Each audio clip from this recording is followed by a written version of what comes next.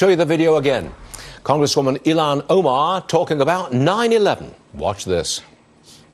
CARE was founded after 9/11 because they recognized that some people did something and that all of us were starting to lose access to our civil liberties. All right, Texas Congressman Dan Crenshaw, veteran who lost his eye in the service of his country, responded with this.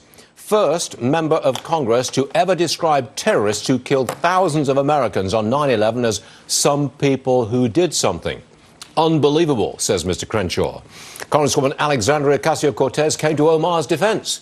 You refused to co-sponsor the 9/11 Victims' Compensation Fund, she says, yet have the audacity to drum up resentment towards Ilhan with completely out-of-context quotes.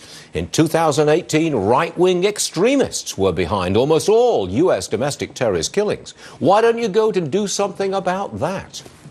Well, chomping at the bit is Pete Hegseth, Fox and Friends weekend co-host. Have at it, Peter. After 9/11, what did Dan Crenshaw do?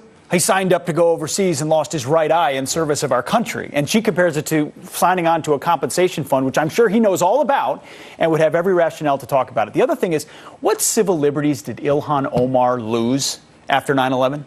No, that was the reference, right? What civil liberties? There's this myth that rampant Islamophobia caught on across America and Muslims were treated improperly. This country was so good to Ilhan Omar that after a civil war in Somalia, they invited her family to come here from a refugee camp, established up in Minnesota. The Lutherans gave them all these welfare benefits, and we all made them welcome at home in Minnesota. And she turns around and says, America was never great. It wasn't good to me. The promise I hoped I would get never delivered. She wants to be a victim. Of course she wants to be a victim. She's turning herself and people into a victim. I don't know. This is what she tweeted this morning, Stuart. I don't know if you've seen it. 8:45. Remember when George Bush stood on the rubble pile with the megaphone and inspired America to say, she tweeted this, the people, and she's making this about people, the people and the people who knocked those buildings down will hear all of us soon. President George W. Bush. Was Bush downplaying the terrorist attack? What if he was a Muslim? Emoji face. I mean, what? Because he used the word people in reference to inspiring a nation to go kill the people who just murdered 3,000 of our citizens. But she's saying, well, there'd be some double standard if he was a Muslim. It turns out it was Muslims who brought those towers down.